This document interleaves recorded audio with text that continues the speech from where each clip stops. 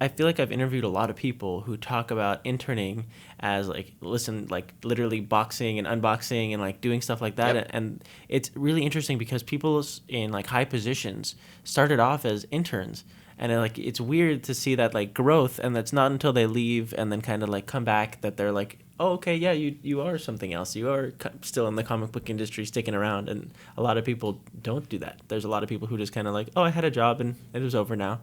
And it's cool to see, like, whenever it's always important to be nice to interns, because you never know. You never know. You never know what intern is going to be the boss in 10 years. That's very true. And so it's always important to get out there and meet your fellow comic book enthusiasts. Yes. I love it. That's a great word. Yes. So what was your first like transition into comic books, like getting paid to make comics and getting paid to make art? So the first time I was ever paid to color something was an 8-page short story in a Dark Horse Presents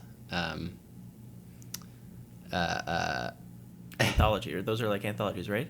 Yeah, it's an anthology publication, little short stories. This short story was called The Fish Police BC. So Fish Police was created in the wake of the Ninja Turtles, when literally everything had to be an animal. And an animal cop, too. That was huge. So this Fish Police is exactly that. Police that are fish under the water. It's very weird. And this one 8-page short story was even weirder. It was Fish Police BC. So it was fish that were police that were also dinosaurs? What? Like it was Jurassic as well. It was very weird. It was 8 pages. When I look back on it now, it makes me cringe what I did on it. But that was it. My aunt got me that gig. I think it paid $20 a page. Maybe it was 15. Horrendously low. And that led to some more stuff. My real first gig, though, was for Dynamite, doing a Sherlock Holmes story. It was 5 issues, and it was a totally fun little story. It was the first time that I dealt with serious deadlines, with a monthly publication schedule that just can't be missed, because these printers or these publishers have a date with the printer. And if they don't meet it, then they will suffer financially. Absolutely. The fans will suffer. Everyone suffers. Everyone suffers. Yes.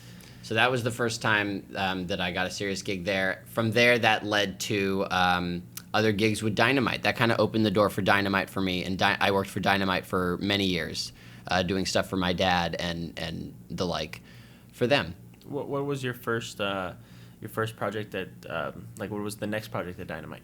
What else did you work on there? So after the Sherlock Holmes run was almost a trial to do a more serious book with my dad writing, and that would be The Shadow Year One. So that was Wilfredo Torres illustrating, beautiful work, and my father writing. It was to be an origin story that hadn't really been explored yet for the Shadow, how he came to the city, how he donned the cape. We know how he got his powers over in China, but no one really knows how he became the vigilante of New York. So, or whatever his city's called. I think it's New York.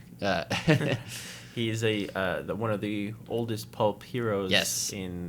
For Dynamite. Yes, of course, the Shadow predates the Batman and any other dark caped vigilante today. He's almost the predecessor to any of that trope.